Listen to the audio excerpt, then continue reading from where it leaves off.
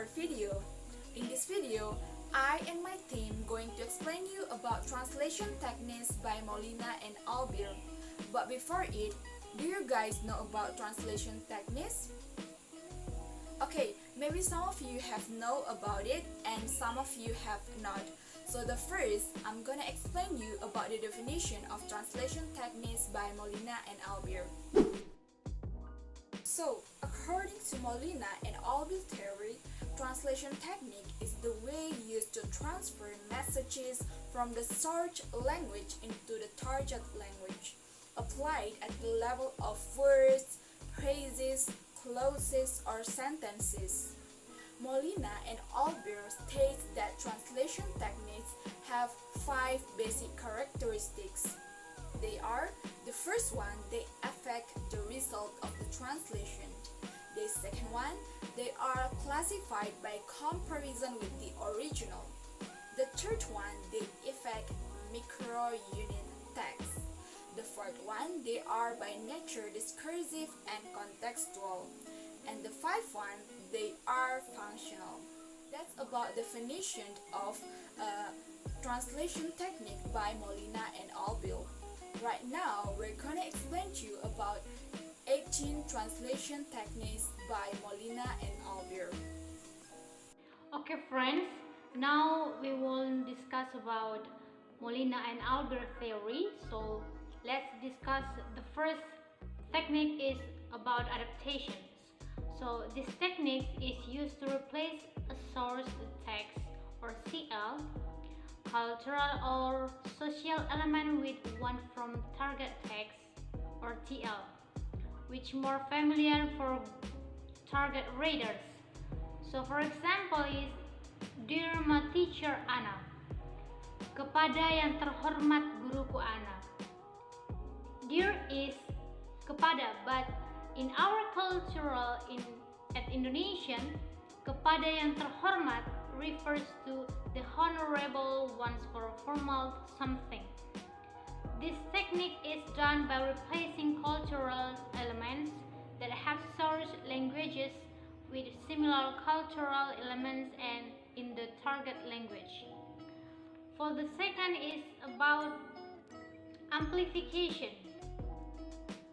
This technique is employed to introduce details that are not formulated in SL by adding some words or addition or information, paraphrasing, making it explicit, or creating footnotes to make the translation clear and help target readers understand the text. So for example is, there are many Singaporeans live in Indonesia. Terdapat banyak warga negara Singapura yang tinggal di Indonesia. The word Singaporeans is translated into warga negara Singapura. Make the message obvious without changing its meaning. Besides, footnotes are a type of amplification as well. And then for number 3 is about borrowing. This technique is used to take a word or expression straight from another language. There are 2 types of borrowing: pure and natural borrowing. Pure borrowing refers to the word of SL, which purely loaned by TL without any changing. Example is keyboard in English to keyboard in Indonesia. And then more example is mixer, hard disk, and in TL mixer, hard disk also. A translator uses pure borrowing frequently because no equivalence found it TL for the word. Meanwhile, the natural borrowing means the word in SL is naturalized by the spelling rules in TL. It aims to make the translated word more acceptable and common in TL. And the next is about calc. It is a literal translation of foreign word or phrase, and it can be lexical or structural. Example is Vice President of Indonesia is Yusuf Kala. Wakil Presiden Indonesia adalah Yusuf Kala. Vice President is translated into Wakil Presiden. According to Finney and Dalburnett, 1995, cock and borrowing often become fully integrated into TL. And then the next is about compensation.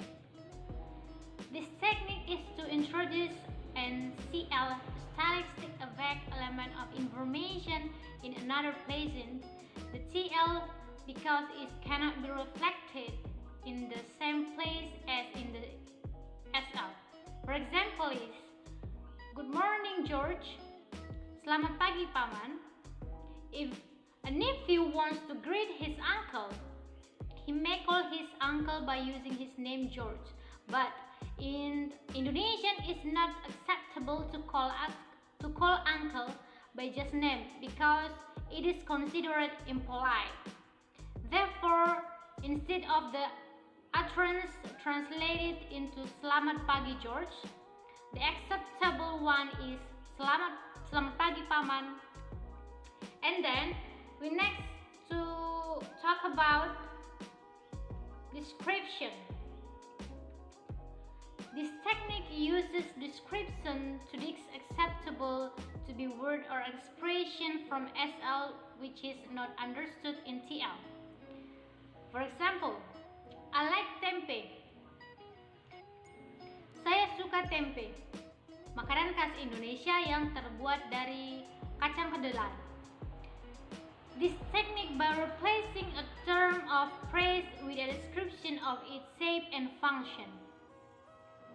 And next, we continue about discursive creation.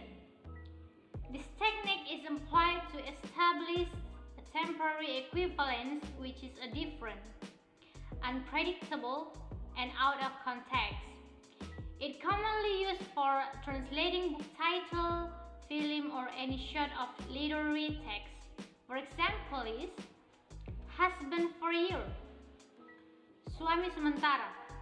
In this example, husband for a year translated into suami sementara because the meaning is out of context and unpredictable. Number 8. Establish equivalent. This technique applies recognized term or expression the dictionary or language use as equivalents in target language.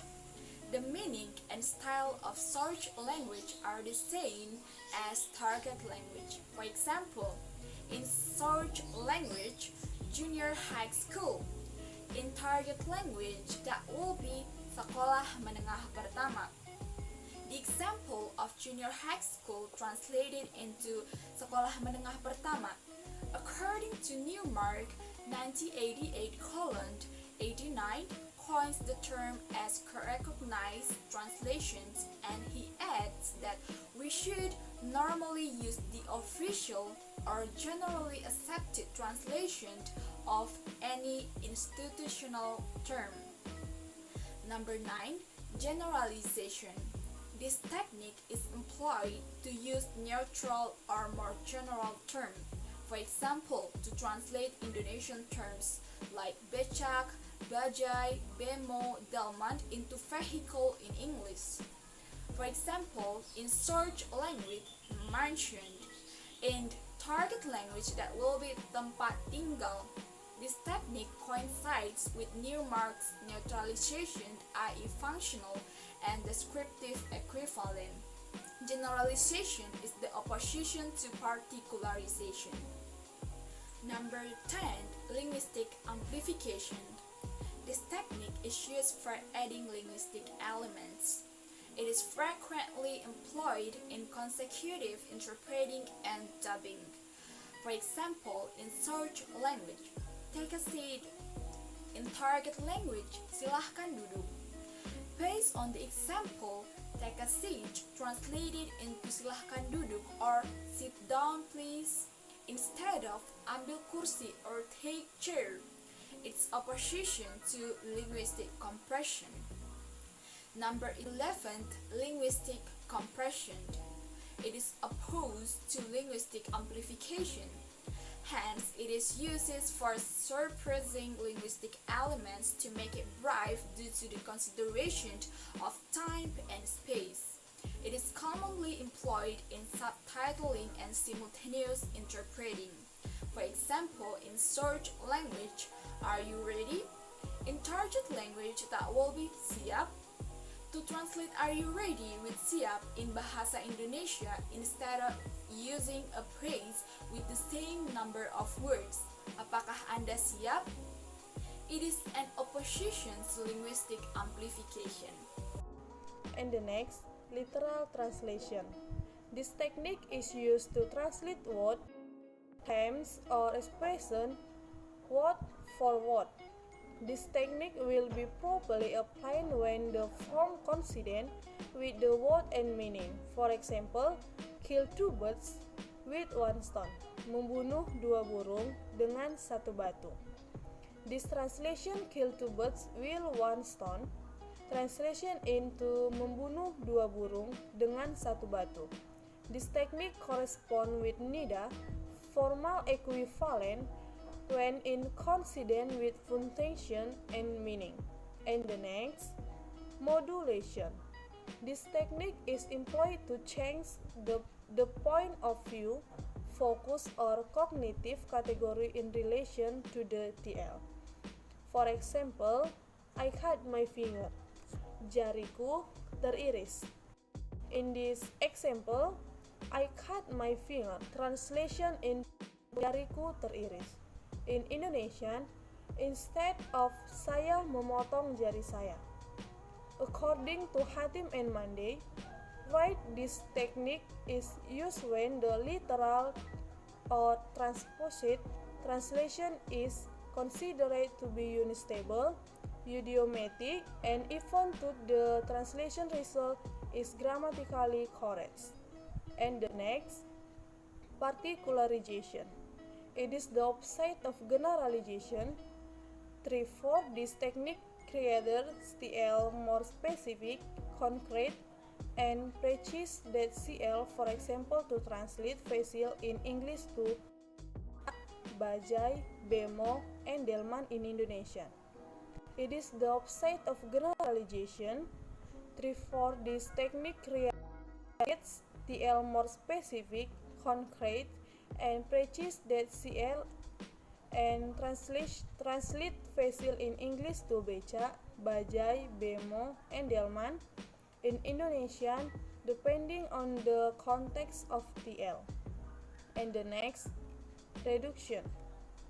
This technique is opposite to amplification with significance that it suppresses information items of city into titik.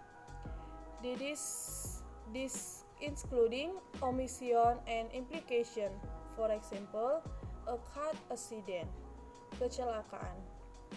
The example is a car accident. Translation into kecelakaan, the information from the CL is suppressed in the city. And substitution. This technique is used to substitution a paralinguistic element into linguistic element or vice versa. Both Japan bow to each other. Ketika orang Jepang saling memberi salam. This example, both Japan bow to each other. Translation into ketika orang Jepang saling memberi salam. This technique is usually used in interpreting the CL. And the next, transposition.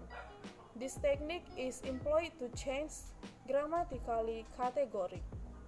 It is including a shift of class, unit, structure, and level. The following example is change the word class from noun, pitch, and English into Bob berdamai in Indonesia. I have no control over this mother dish. Aku tidak dapat mengendalikan hal ini. No control is a noun phrase, but when it is translation into Indonesian, it turns into a verb mengendalikan. And the next, variation. It refers to the change of linguistic or paralinguistic element which affect the linguistic variation, such as style, change of textual tone, social and dialect, and age. For example, change of dialect indicator for character when translating for the theater. I hate you. Gue benci sama lo. This example is I hate you is translation into gue benci sama lo. Instead of saya membenci Anda, gue and lo here have the same meaning with saya dan Anda atau kamu respectively, but it is used typical for informal conversation in Jakarta.